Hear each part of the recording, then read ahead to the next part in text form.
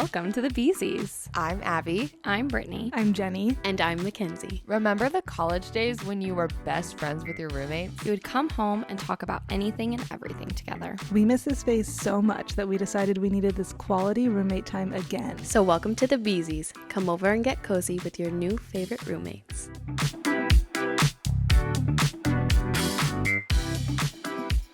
Let's get down to business. We watched Mulan today. Just a little bit of it. The first half before we had to go to our marathon of Easter events. You know how it is. Yes. It's always fun having family close by, especially around the holidays. I remember there was a holiday, it may have even been Easter, honestly, when Scott and I were still dating. And we just were like driving back and forth all day. Like, I think we had to drive back and forth to both of our parents' houses twice, which I can't remember why now. And we were so tired. And when we were in the car, we were like, this is the best part of the day because we're just peaceful and sitting and nothing's going on. But yeah, holidays can be so fun, but it can be a little hard when you're splitting time. But that's okay. Yeah. That's facts. Yep. Thank goodness I have a kid that forced me to be like, we're not doing this again. Because we did that for Christmas, like my first year with her, where we went back and forth. And then after that, I was like, no, we're choosing one family to spend one day with because I'm not doing this anymore. So I love having her as an excuse. Yeah, I don't know. Christmas is a hard one. And I don't know what I would prefer because we usually do like have a primary family we're with and then just squeeze stuff in with the other family. But like it's hard because Scott's family is so established. So if we wanted to do where it's like, okay, Christmas Eve is with my family, Christmas is with his, I don't think that would fly because they already have it. Like the whole holiday is their family. So you can't get anyone else on board. Yeah, it would just be, I don't know. Don't want to rock the boat, you know? I get it. Keep the boat sailing. I do be getting that. Keep it chugging along. Yeah. Anyways, welcome. Back, welcome. guys. Did you remember that we're recording right now? Yeah, Brittany? no, I did. I was going to say my only life update is that I've rediscovered a self-tanner and my confidence is up. That's all. I was going to say, rediscover you're self-tanner. glowing today. Thanks, it's fake. I did a fresh coat last night. Nice. Love that. It really does, especially when my hair is darker. It just helps with the confidence. Which, speaking of confidence... Speaking of confidence, before we get into this, also in case you're like new here and you don't want to wait until the very, very end to hear all of this stuff, because we usually plug everything at the end, but let's plug it at the beginning. Absolutely. Yeah. In case you don't know, this is the Beezy podcast that you're listening to with the 4 best roommates that you've ever could have asked for. You're welcome.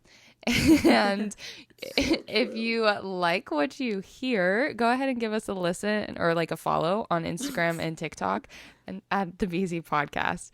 And then you can follow along with our social media and everything like that, and even participate in some episodes. And if you're listening to this and you're like, I want to see your faces instead, you can also check us out on YouTube because most of our episodes get posted there. Yes. So this could be a good one to go watch. Absolutely. Anyways, yes. Smart.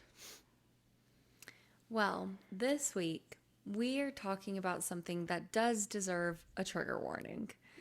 Which, yes. I mean, honestly, the episodes with a trigger warning are usually the ones that get the most listens, ironically. So this week we are going to be talking a little bit about disordered eating. Whoa, we love. Just kidding. Yeah, so fun.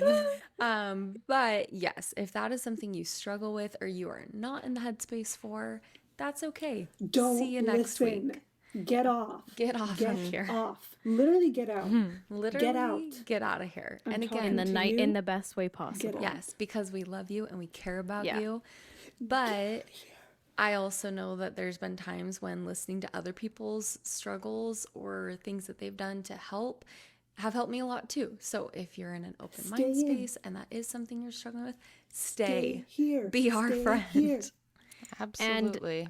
Also, another caveat, we are not therapists or mental health professionals. This is just We're just our talking about experience. ourselves. Yes.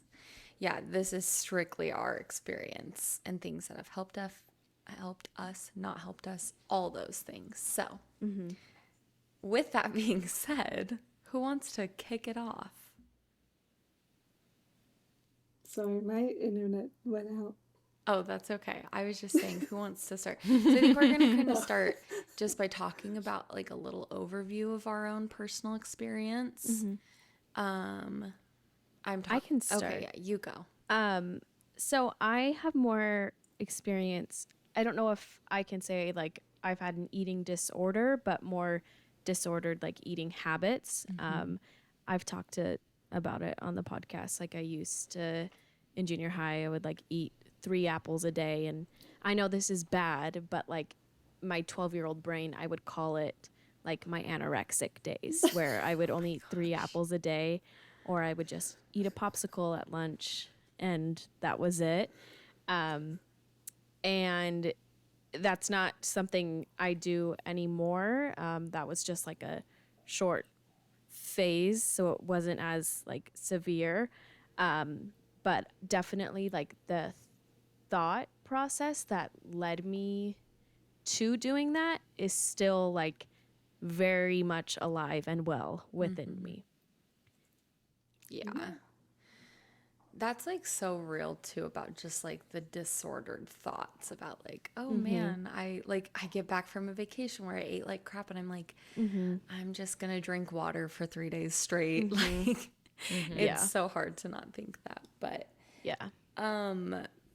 my experience is very similar, especially like growing up, it was always just like doing the next fad diet or whatever it is. Like I just have such distinct memories of like going on a trip with my choir my sophomore year, and we stopped at an In-N-Out and all I ordered was a patty because I thought that's all I should eat because it wasn't carbs and it wasn't dairy, and like, which now I look back and I'm like, oh, that's just so wild. Like I didn't even have lettuce or tomato, which is like, what, you know? But anyway, so there's things like that. But I don't know how much I've talked about it on the podcast, or I know I've talked to all of you about it, but I did realize 3 years ago at this point, 2 years ago, and again, not diagnosed, very self-diagnosed here, but that I was having more like binge purge tendencies and had been for about 5 years and didn't realize it, which sounds so crazy. And especially now that I'm so far out of it, it's like I was quite literally purging 3 to 5 times a week for years straight and didn't think about it like an eating disorder. Now that I have the clarity and the healing and that I don't do that, I can see it for what it is. But like, I remember so distinctly the night that I like realized that's what was going on, and just like breaking down to Scott and being like, oh my gosh, this is what's been happening. And like, he had no idea either. Like I just hit it so well, like literally even from myself. So that's a lot of what I'm coming from. Yeah. It's crazy, like, how easy it is to hide things and hide it from people and hide it from yourself. Like, it's so crazy. But, so, I get so sad thinking about it and, like, talking about it, because I think of, like, it's so sad thinking of, like, my mom. Because, like, when I feel so sad for my mom. Because, like you said, Brittany, it's, like, fad diets. And it's, like, so sad thinking about our moms having, like, such bad body image about themselves. Oh, and it's yeah. like, I wish you, like, loved yourself. Like, it's sad, like, looking back and realizing that they, like, I'm getting, like, sunscreen in my eyes. It's sad, like, realizing that because when you're a kid, it's almost like, oh, this is a fun new thing that we're going to do because mom's doing it. But then you look back and it's like, oh my gosh, she, like, didn't like her body, and the magazines and everything was telling her not to. So, like, I think that's just really sad. But I feel like I had that background as a kid. And then I think I gained a lot of weight like my sophomore year of high school, I'm pretty sure. So I started like dieting, and I think that's where it really this is, if you know, you know, the My Fitness Pal. Oh my gosh. Oh my I gosh. finished. Yeah. I The- almost Yeah. downloaded it last week. No, I know, I didn't. don't.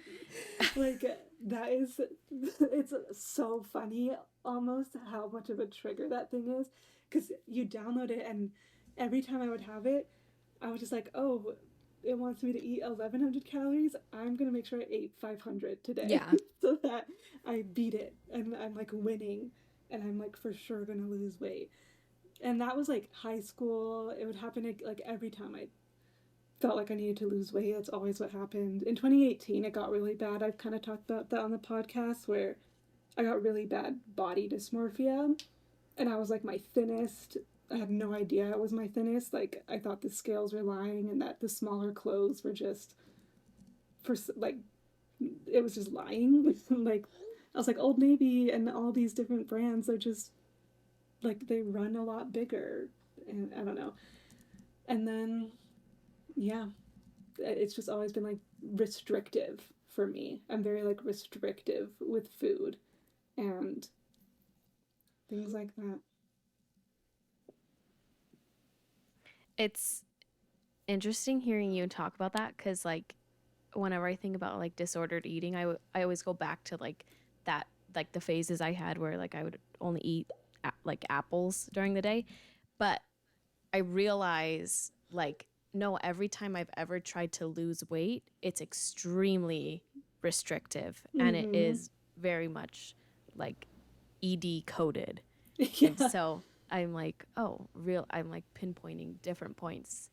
Like I've downloaded my fitness app or my fitness pal, whatever it's called, or, you know, done like weird fad diets. So Right. it's just interesting to like recognize those patterns and to see Yeah. it for what it is. For me, something that's helped, you were kind of just talking about this, Kenzie, but like just calling it what it is and like pointing out like, okay, I am using an app that is telling me to eat 1,200 calories a day, but yet I'm just by living burning 2,000. And it's like, how can that be healthy? And like, that's not even including like, oh, was I walking around school? Was I walking around work? Did I exercise? Did I do this, or this? And so it's like, it's kind of scary to think about how little education goes into understanding like stuff like calories and MyFitnessPal and all of that, because it's like it can be something that if it's used properly is really great, but 99% of people that I know have not used it in a way that was beneficial to their actual health. Yeah. And I honestly like don't know how to diet. I feel like people shouldn't diet, but I don't know how to diet and do things like that without going into like disordered thoughts. The only way I like know how is training for something, which doesn't feel like a diet. It's just like, oh, I have to eat healthy to Yeah. like run a marathon. That's the only way, and that'll have to be the only way I do it, because I just don't know how else to do things like that. Something like simple that kind of helped me was just realizing that like diet, the word does not have to be a bad thing. Like as silly as that sounds, it's like diet is technically the way you eat. So everyone has a diet, whether that's restricting calories, eating anything you want, like that is your diet. And so it's like kind of changing the meaning of the word for myself, because that's not obviously what it meant. But then yeah, I'm the same way that we're like, whenever I start to, I get so restrictive. Like I slip into restrictive behaviors so easily, and then I get so frustrated with myself. Yeah. Why do you feel like that is? Like where along the, because I don't necessarily like at the basics of it. I think you don't necessarily have to be trying to eat a certain way and be restrictive, right? So what do you feel like it is that causes you yourself to start to go down and like have those thoughts and be like, yes, I need to be restrictive, versus just being like, I'm going to eat less sugar because I feel better? Does that make sense? Yeah. Oh, definitely. Yeah. And for me, and I don't know if I'm answering the question like completely, but for me, like it stems from like being really young and like seeing the media and like magazines and stuff, like specifically, like it's insane how much interviewers would ask women like what their weight was, or like how there would be an Yes. article like saying like Paris Hilton weighs 115 pounds. And I remember seeing that and being like, I need to be as thin as possible. Like I can't get over 100 pounds because I'm shorter. And so like that's also not realistic. So once you start setting those like realistic or unrealistic goals for yourself, like, oh, I'm going to weigh under 100 pounds, then it's like, oh, I can't have any sugar then. Like, in fact, I can't eat at all. Like, so if I want to like attain this really unrealistic thing, I have to like go to the most extreme. Yeah. I think a part of it for me too, like very similar to that, is sadly I know it works too.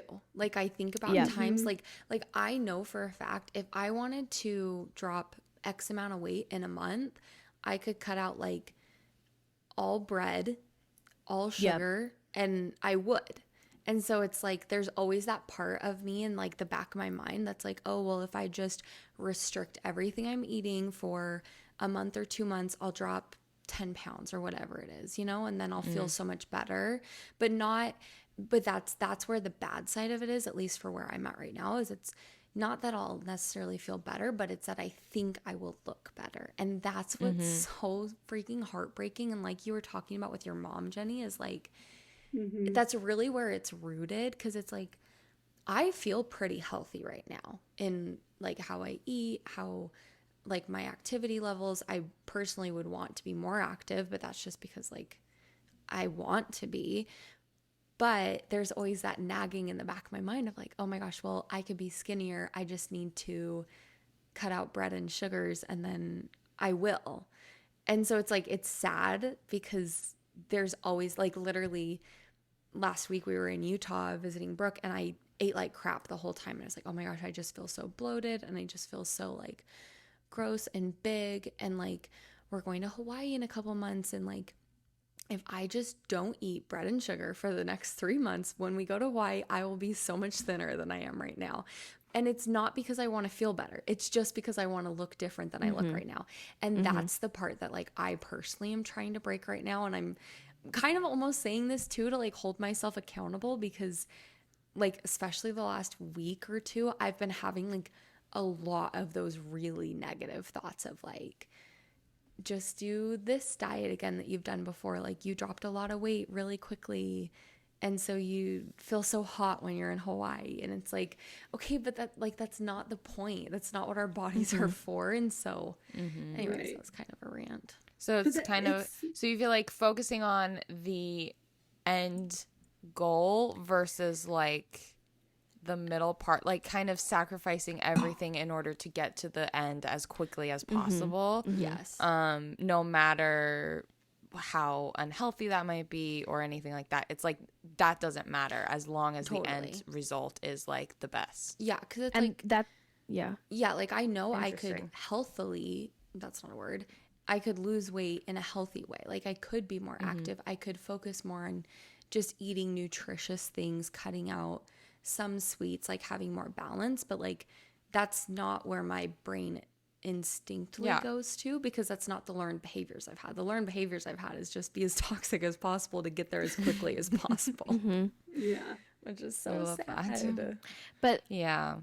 that's interesting that you bring that up, because I think that like one of the ways for that I like am kind of like combating like disordered eating is similar to what Jenny was saying, like with my training for running. Like I running takes away my appetite, but I need fuel in order to perform well. Yeah. And it's kind of like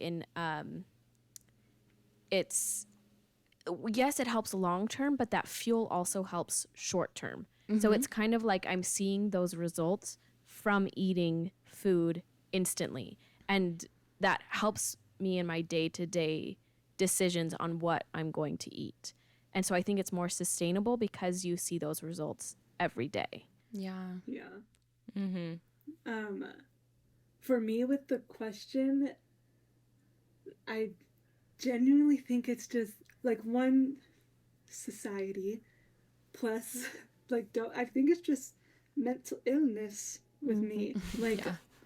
just with Yeah. everything, I'm very like extreme with things, and maybe that's not the word, but just every time I reach something, like I used to in undergrad, I would stay on the treadmill, and this isn't even connected to the disordered eating. This is just an example of like my weird things to hit. Like I would go for miles and miles because every time I hit like 3.5 miles, I was like, oh my gosh, I have to get to 4.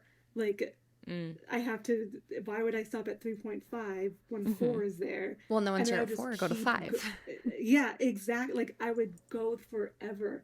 And the same thing, it just happens now. Like, this last year, and I mean, like with Adderall, like, I would take it and I knew it took away my hunger. And then whenever I got hungry in mid-afternoon, I was like, oh, that means it's time for another Adderall. Because like I knew that it was time for class, but also that I was getting hungry. And instead of eating, I was just like, okay, I'll just take my Adderall because it's time to take it anyway. And like it was just an extreme thing that I knew I could do. And even right now where I feel like healthy mentally, like I don't really have like the body dysmorphia stuff anymore. Like I feel good about myself. The second I like weigh myself, like I weighed myself a little while ago and it was like I weighed like 120 pounds, and like the first thought I was like, oh, like should I try to get to 110 pounds? Like that's just what my head goes to. Like I just want to go to the next thing. So like an obsession with just pushing yourself as far as you will go. Yeah. Just I think just kind of OCD type vibes. I do remember, just because you mentioned OCD, when we were talking in my psychology classes in college, so this is factual based.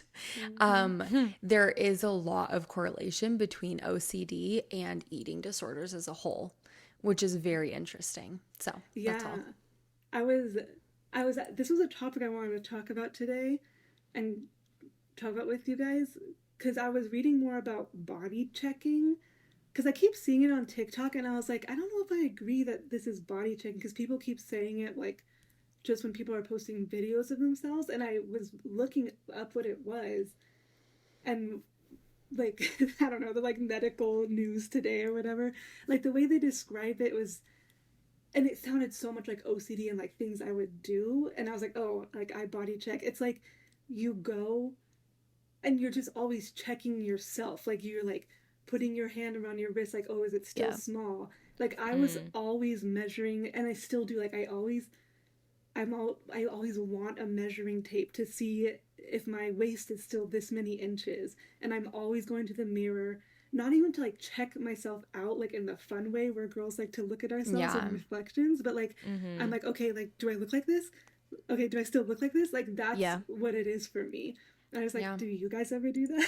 That's interesting. I just yes, I absolutely 100% do, and I have like OCD, and I realize there like also when I get weighed at the doctor, usually I don't look because the numbers mean so much to me, like and but this past time I like looked and I literally was like panicking afterwards, and Derek was like, I can tell you are like panicking about the numbers, like we can't, like that's we just whatever, but I totally do that, and it's interesting that you bring that up because I didn't realize I did that. But it's the other thing with like body checking is like, I don't know what the solution is to all this, because in the past, like, 10 years, we've seen this movement for, like, body positivity and stuff, but it's almost kind of had, like, the reverse effect, Yes. where it's kind of like, okay, now we're, like, very obsessed with how we look, to the point where it's just the same cycle. We're still Totally. obsessed. We're still putting all our value in the way we look, and we want to make sure that we look the best at all times. Like, so I don't know. I don't know what, like, the solution is. Yeah. I feel like it's not even like there was like a body positivity revolution, but then it also became just like positivity in general, where, like you said, like, and I don't think anyone should be hated on or whatever, but we've almost encouraged everyone to. I feel probably today so many more people are getting Botox and like lip fillers and everything to just do these changes, and everyone's like, it's normal, it's okay. But I don't know. I think when you really think about it, it's not. And like, why are we doing these things? Like, I think it's all very patriarchally rooted. But we're saying that we're doing it in the name of self-love and body positivity, and it's just like a never-ending cycle. I just saw this TikTok or reel of this mom who was saying how she stopped wearing makeup just as a whole 6 years ago because of like a conversation she had with her 2-year-old. Her daughter was 2 at the time.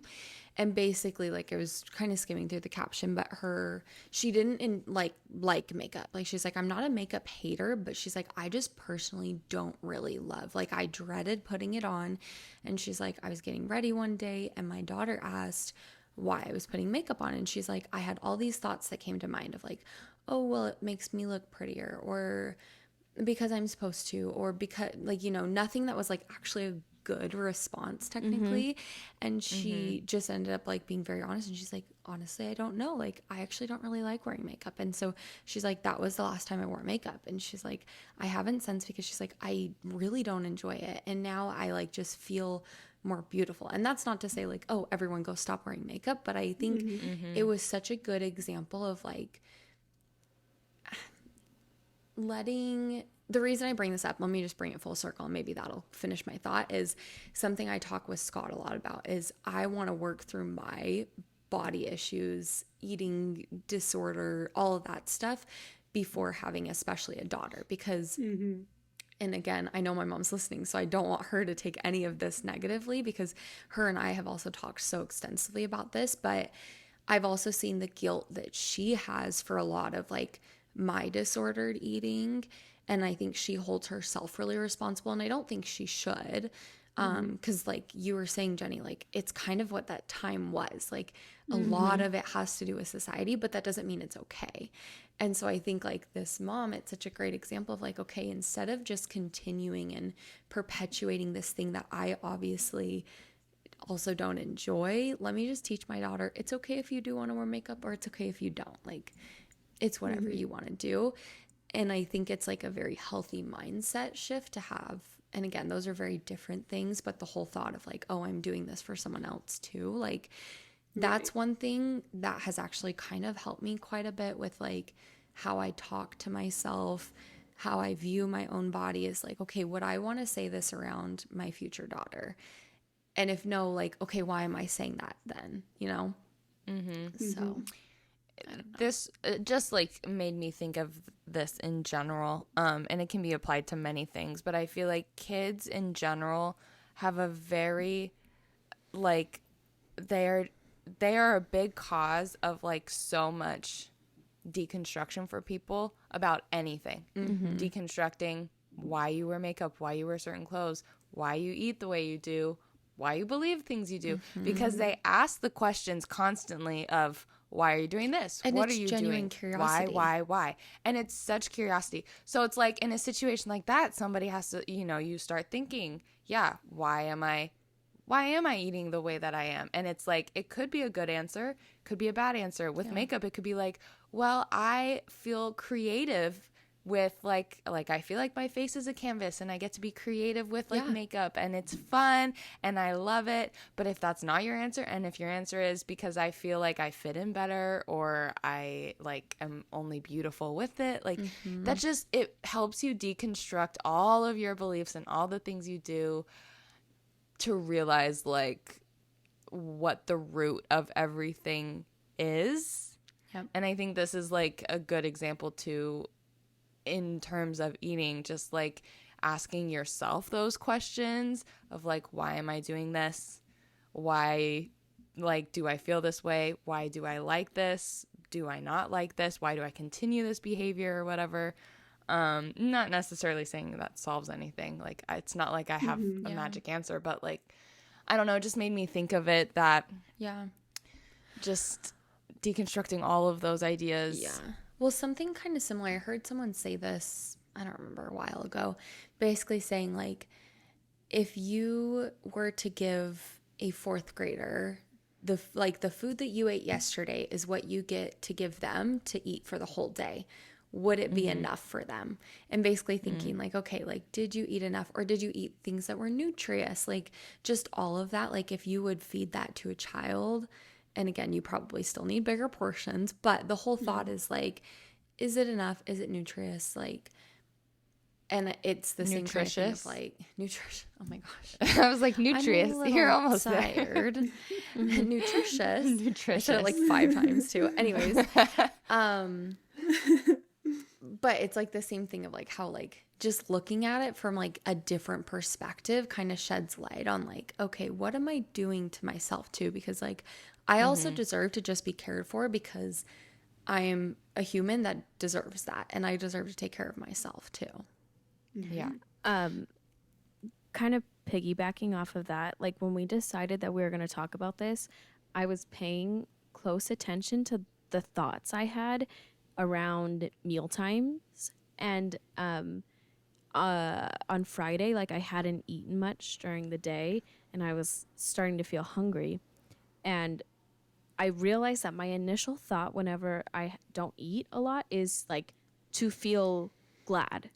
Like, oh, Yep. I'm going to look skinnier tomorrow morning. I'm not going to be bloated. Like, and you know, I still ate. Like I went to In-N-Out and stuff. So it's like, but it's interesting just like hearing your own thoughts and paying extra close attention to them. Like the harmful messages we got as kids from like places like Weight Watchers when they were like putting Jessica Simpson on blast. It's like, it is crazy that as a 25-year-old that still lives within me, and it's like deeply rooted. Yeah. No, and I think that's the thing, is it really is so deep. Like, I think it starts so young that's what makes it so hard to combat. And like the whole, like how I was saying, oh, I could just do a quick fix. And it's like, we literally grew up on things that was like 21-day fast or like Whole 30. Like the intent was like, do this as quick as you can to see the most results possible. And it's like, we've literally been conditioned, like, especially if you were someone who grew up on fad diets, like you were conditioned to do a diet for as short amount of time as possible, as extreme as possible, to see the most results possible. It's like, well, of course that would still creep up into my subconscious then. Like, that's what I was taught. And so that's what I'm going to do. Specifically with Whole 30, like Jenny, Brittany, and I think all three of us have done it. Like it's Whole 30 kind of markets itself as like, oh, it's just like a 30-day kind of like cleanse just to see, you know, what foods are irritating you. It's not about losing weight, but it's amazing, like those 30 days, the habits that you're supposed to like have, like reading the ingredients on every single thing that you buy and making sure that it doesn't have this, and it's so restrictive. It's amazing that while they say, yes, it's only supposed to last 30 days, the thought process still sticks with you even after those 30 days. A Whole 30 I feel like me up. our culture in general doesn't allow much for things like that, because I think that the idea is probably like, you know, good. At least it stems from something that is good. But the obsessiveness that someone on a diet, and I remember this with my mom, like growing up as well, where you have to read labels, you have to buy the no sugar stuff, you have to like go to certain grocery stores, and our culture, like basic mass produced grocery stores with like and major brands and stuff like that, and the additives they put in there and everything, like doesn't foster the right mindset for this. I think that's where I get like the most frustrated, because like I think if anything, if Whole30 was accessible and easy for people, where they could just like go to a grocery store, pick something off of the shelf, not have to worry about it, because they could just trust that like maybe the labels are like what they should be. Yeah. It could be better, because you Totally. don't have to think about it. You don't have to put those thoughts in your head of I can't have this, you know? Yeah. That's too also why I hear a lot of people being like, I wish I could move to Europe, or like I felt better on vacation in Europe because they don't have all these additives and preservatives in their food and stuff like that. And it's just like, I don't know. The accessibility of that stuff, I feel like, is really hard to handle and doesn't encourage like good mental health in the area. No. So, Well, because it's also such a thing of convenience too. Like I was thinking about this the other day at work, because we have like a vending machine, and it's like a bunch of candies, sodas, chips, and there's like a couple healthy options, but again, it's like the granola bars with 60 ingredients and stuff. And I was thinking, I was like, man, that'd be so nice if we had one of those like vending machines that has like fruit or yogurt or something, like, and I don't know how practical that is, but I was just thinking about that, and I was like, this is just such a reflection of like our society though too, is like we're such a fast-paced moving society, and we almost need those quick things. And so like you're saying, like it would be nice if we did just have things that were just as affordable, just as convenient, that don't have all of these additives that cause other issues too. Because that's a whole other part of the conversation, is like there's just literally part of our nutrition here that we can't control that affects our bodies so much. yeah. And then like the one little part that you feel like you can control is then like, well, then I just won't eat anything.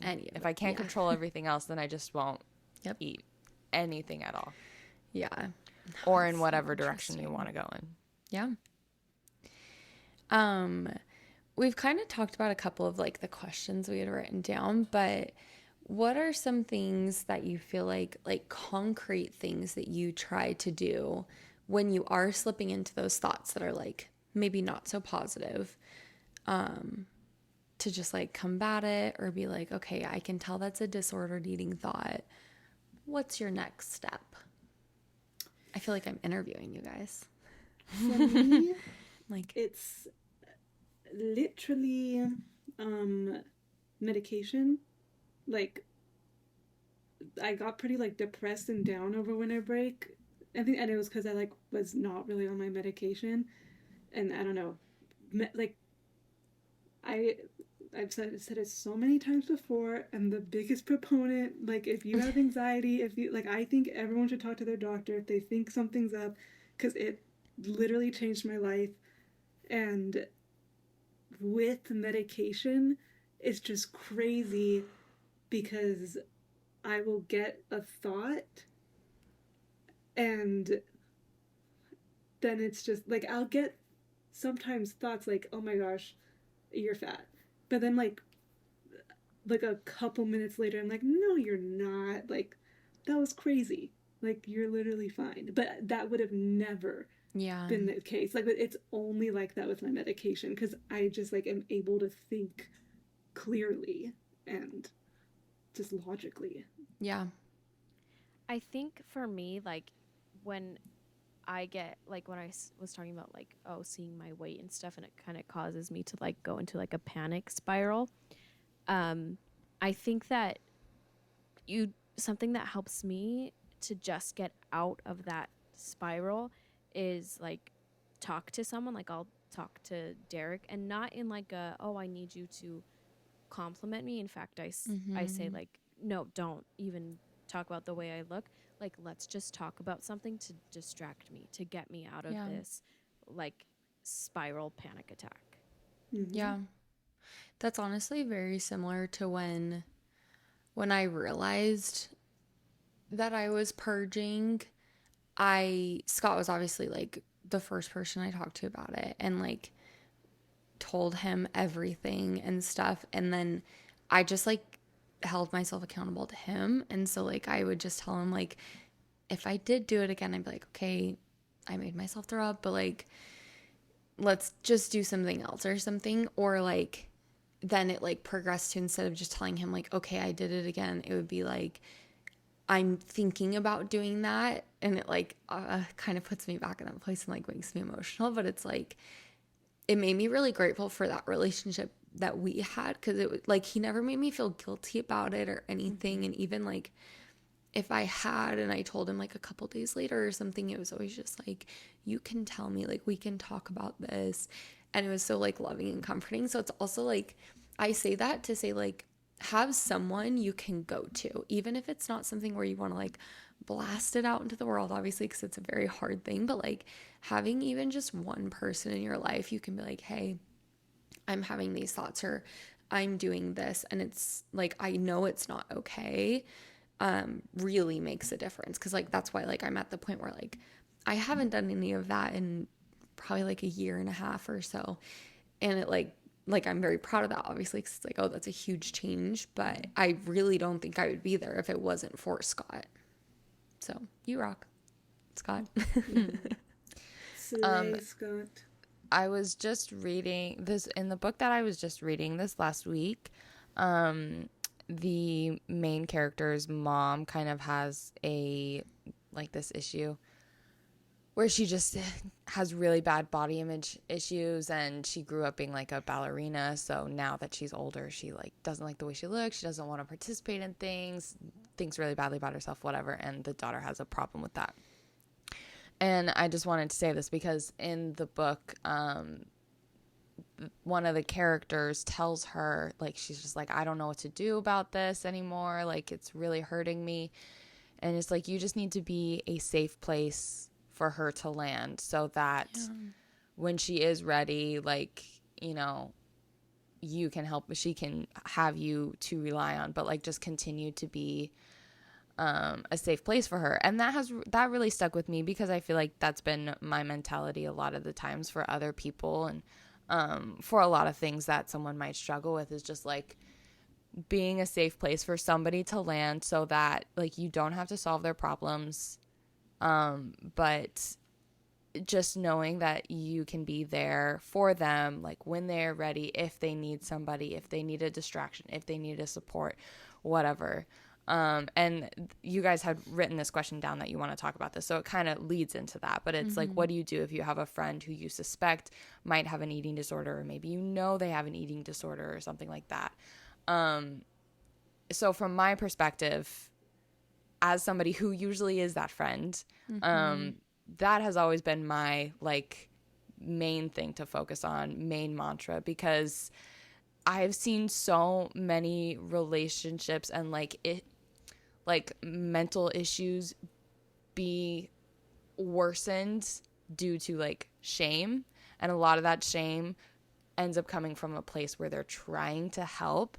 And so it's so hard to want to be that person who like wants to help, because there's a lot of times like nothing you can do.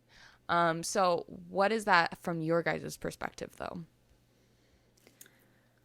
I was gonna say, like, and maybe this is a kind of a fine line to toe, but I do wish that people would like be more straightforward with me. I don't know. I think like friendship really needs honesty, and I think if you have a close friend, you shouldn't be scared to ask if they're okay. Yeah. And like I had a friend that like I really wondered if something was wrong, and with an eating disorder, but like I just didn't ask, and like I was just like too nervous. I remember talking to my mom about it, and she's like, well, like it's like kind of selfish to think that way because it's uncomfortable for you, but like it's just gonna be a second of like uncomfortableness. And Yeah. like I think that's like really true. And probably a good amount of like friends would be like, yeah, I'm fine. Like they're like they won't want to be honest. But now you've opened that door for them to be honest later, or they will be honest in the moment. And like it's sometimes you just like are waiting to be seen. Like Yeah. Yeah. it's kind of like cries for help. I don't know. So I think if you have a close friend and like you have good friends, that you should be honest, and I think you should be straightforward and be like, hey, like I'm noticing these things, like what's up, like Yeah. it looks like an eating disorder, like are you okay? Yeah. No, I think That's huge. a good point. Yeah. I get like I know like in the past I have been scared because I'm like, oh, they're gonna get mad at me, they're gonna blow up, and they're not gonna want to be my friend anymore if I like ask about it. So like moving forward, like I think that like yeah, if you have a close friend, like it's okay to ask, and then also like if they in the future like they want to eat with you because they want to eat with someone so that they have that distraction so they're not throwing up their food or something, like they know that they can rely on you. Yeah. Mm-hmm. No, totally. I think something else too, and maybe this is kind of like repeating, but even if like you're not being like straight up asking them and like saying like, hey, I've noticed these things, are you okay? Just like making it so blatantly obvious that you're a safe place to go to, like Abby was talking about. Like, and Yeah. this is kind of a silly example, but I knew that Josh was gay a couple years before he, actually not a couple years. I knew before he actually told me. And I wanted him to tell me, and so I basically just made it like so obvious that I was supportive of that. And like made so many comments being like, yeah, like I I love love, gay people. you He's know, like I love rainbow the gays. flags. Yeah. Yeah. But like I was doing it because like I knew he wasn't going to just tell me unless he knew I was a safe place. And that's something like I'm not like, I don't know. I'm sure people could come out and just ask like, are you gay? But like this was also 6 years ago. So that like, I don't know. It's just, it's a difficult thing to navigate. Like this is difficult. Mm-hmm. And so he did eventually tell me, but like I knew that like he probably wouldn't have told me as soon as he did if I hadn't made it so obvious that I was a safe place for him. So I'm not saying like, oh, go around to your friend who has an eating disorder, you think they do, and be like, I'm really supportive of people who have eating disorders, but like just like literally doing anything you can to make it so obvious, or like just asking like, are you doing okay? Like, how are you today? How's life? Is there anything going on? You know, like whatever that looks like, you know, that friendship better than anyone. But like making it extremely obvious that you're supportive can be a huge thing too, because sometimes people also like you said, like maybe you do ask and they get like angry about it or something, and hopefully they still know like, oh, okay, I'm coming to this reflection, I know I can go back to Jenny or whoever, you know. But like I don't know, there's just different needs for different friendships. So Yeah. And another thing that is kind of related, and I think Kenzie said this, I think on an episode, I don't remember if it was before or after we were recording, and you said like, oh, like I just don't think I want to comment on anyone's bodies in any way, like good or bad anymore. And I remember like you said that, and I like disagreed on this, and I was like, oh, like I think we can compliment and blah blah blah, but I feel that way because I'm out of it for the most part now, like out of Yeah. like body dysmorphia. But I think back to like 2018, 2019, 2020, and like any comment on my body just made me think, like just every time I had a holiday and every family member was like, you're so skinny, you're this, you're this, you're that, like it just did something to me that I couldn't even explain. It was just like I felt myself like spiraling in a weird, crazy way that I couldn't put a finger on. yeah. So I think that is something to do, but it's so hard. I don't know, like especially for me, like I like to like compliment my friends, and I think you can compliment. But one thing I like to do is be like, oh my gosh, like you look so good, like you look like you've lost weight. Like I just want people, like I want them to know that I've noticed, but you just don't know when someone's struggling. Yeah. So I don't know, it's just a weird, interesting thing to deal Yeah. with like saying Well, comments about bodies. Yeah. it just makes me think too, like in general, open communication about these kinds of things. It is hard, but when you kind of do communicate openly, then people don't have to tiptoe around issues, assume one thing, assume other things, you know, and then you either don't say anything because you're too afraid that possibly that might hurt them, but then they feel like really lonely and unseen because they want you to notice them and they want you to say something. But if you like, if people were able to openly talk about these things in kind of maybe a matter of fact way, or just like an honest way where you know like those people or that person is safe, then we would all understand each other a little bit better, I think. Yeah.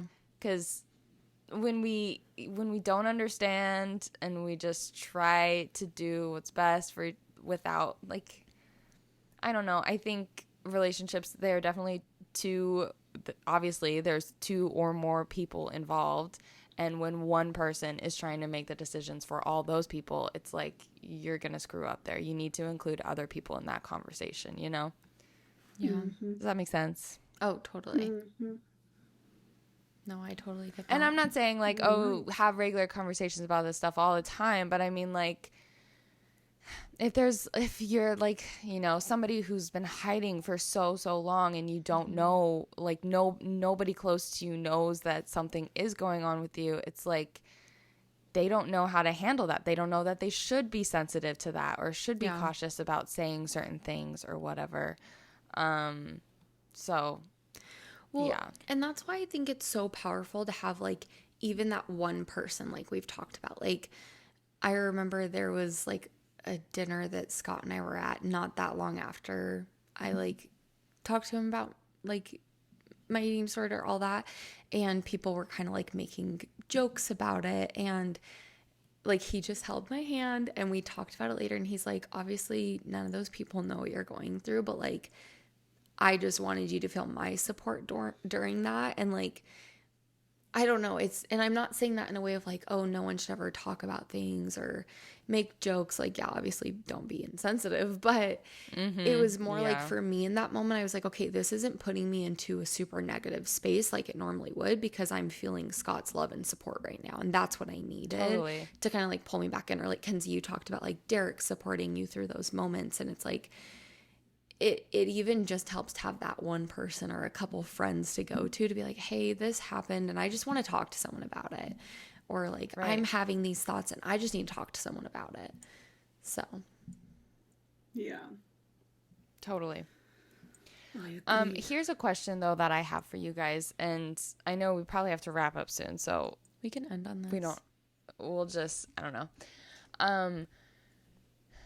Because coming from a different perspective, and I'm just curious because, like, I don't know, in my opinion, I don't necessarily see like certain things that that people always say like maybe started like their eating disorder or their thoughts or whatever, as like necessarily always bad. Like I don't necessarily see somebody saying like, you know, I'm a little unhappy with like the way that I'm feeling in my body right now, and I would like to try to be healthier and maybe more active and maybe like try to lose a little bit of weight. Like that inherently is not bad in my mind. However, obviously I know that this can lead to so many bad things, like if not taken seriously, I guess. So I'm just curious, like, what are your guys' thoughts about that? And like with where you are now, how do you feel? I guess I'm trying to figure out like how to word this question to make the most sense. Like if you started to feel a certain way about your body again, where would your thoughts be? Would you be able to like, you know, do you feel like this is always going to be something that you are always going to struggle with? Would you be able to maybe take like a different approach, do you think? Because obviously this is very aligned with like mental illness, and that's not something you can just like wish away or like think away or something like that. But I don't know. That's very open-ended. Like you can answer it in any ways, but I'm just curious. Well, I think it is something you work on, right? Like just like with anxiety, we'll say, there's different things you can do to help, whether it is medication, coping methods, meditations, all that. And I think it's the same thing with this. Like the first thing is addressing it, like we've talked about. And then like I was thinking like, oh, if I was having a conversation with a friend, like let's say me and you, Abby, are hanging out and I'm like, oh, I just like haven't been feeling the best lately. Like I think I really want to try and like lose some weight. My next thought was like, okay, what would be something that I would want you to ask me that wouldn't like be in a negative conversation or something? And even like asking like, oh, like what were you planning on doing to do that? Like just like a candid, open, honest question, because then I think like that would make me have to answer like honestly and either be like, oh, well, honestly, I've been having some disordered thoughts, but like what I would hope to do is like eat more healthy foods and be more active. And I don't know if that makes sense or really answers what you were saying, but like, I don't know, just the candid part of the conversation, I think is what needs to happen for me. But I do think disordered thoughts in general is something you can absolutely work on. It just like takes facing it and being like, okay, I'm going to work on this. Like know what is my trigger and know what I can do to avoid that or to work on it. If I were in a position where I, for my health, felt that I needed to lose weight, and I also am aware that I struggle with or have struggled with disordered eating, I would absolutely reach out to a dietitian or and a therapist, like get professional help, and shop around for dietitians and stuff, because you don't have to do it alone. There are people with degrees that like can do it can help you in a very positive way. Yeah. That's a really good idea. Yeah. And honestly, I love that you threw in therapist there because like you're gonna like, especially if you struggle with this before, you're gonna continue to struggle with this, but that doesn't need to like, I guess, hold you back if it's something that you really want to like move forward with, you know, you can work through that. That's interesting. Yeah. That's what I was gonna say. I was gonna say like, I hope I either have good insurance or enough money to like have a dietitian or something that like puts it together for me. Because like I just want to eat healthy, and I know what I couldn't do is do anything that's like restrictive or is about like counting macros, like anything that's like would it lead to me having to like think about things. Like anything like that. But I think knowing your limits and boundaries is like really important. Yeah, for sure. Yeah. Well, no, even knowing like, oh, okay, I can't do this type of thing because it's going to put me in that is just as good. Because it's like, okay, instead I'm just going to make sure to have like foods that I deem more healthy in the fridge because that's what I'm going to go to. Right. Opposed to being like, okay, I can have this Oreo, but I need to make sure it fits in my calories for the day. You know, it's like, okay, well, what am I really accomplishing here? So yeah. Or like if you struggle with eating out like at fast food every single day and you're like, maybe I'll make my meals from home instead. But like I won't pay attention, I won't count like macros and whatnot. Like I think, I don't know, just seeing it from the outside, that seems to be like a lot of people's like there are certain things some people can do and some people like can't do. But I don't know. It's just interesting to hear everybody's perspective on it and stuff. Just so like this has been happening for generations. Like and I hope like with like, you know, the next generation, like the kids that we're having, that they won't have the same struggles. But with like social media, my gosh. it's so toxic. It's gonna continue. I'm so scared for the like people young, like not our kids, but like Avery age, like Avery's age to like a little bit older. Oh my gosh, the like Instagram, the Facetune, the lying about Ozempic, the lying about BBLs, like Yeah. Yeah. It's so Like scary. people in junior high and high school now. Yeah. yeah. Well, and that's like another thing I quickly wanted to touch on is Ariana Grande was doing a Yes. makeup tutorial about a year ago, and she got emotional when she was talking about it because she's like, I have gotten so much work done, and she's like, beauty for me used to be about hiding, and like I feel like every woman can like relate to that. Everything we do for our body, whether it's lying about Ozempic or hiding eating disorders, it's all about hiding and making ourselves smaller, and we just need to empower women to not hide and not make yourself smaller. Totally. Yeah, I love that. Totally. Be bigger. Take up space. Take up the space you deserve. Absolutely. I mean, honestly. And there's truly like no reason I feel like that, like, unless it is detrimental to your health, there's no reason for you to like care about the size that you are. I feel like it doesn't mean anything. Yeah. And why for women, like why do we just have, I know the answer, but like it's like we have this like extreme fear of being unattractive, like especially to men, and like it's just, we need to redo society. Yeah, we need a like blank space, blank slate. We need another Adam and Eve. Yeah. How about Adam and Steve? Things would be a lot different if we started with Adam and Steve. That's two like, men and no women. Eve I and think the world is Anna. much better with women, though. Yeah, there you go. We need two girls. Florence and the Machine. There we go. The machine. We love. Well, thank you all for listening. Hopefully some of that was of value to you. Even if it's just to know that if you're struggling with literally anything, you can talk to any of us because we're all here for you. And we love you all. And like we said at the beginning, you can follow us on Instagram, TikTok, all the things. Watch us on YouTube. But we will see you next Monday. Bye. Goodbye.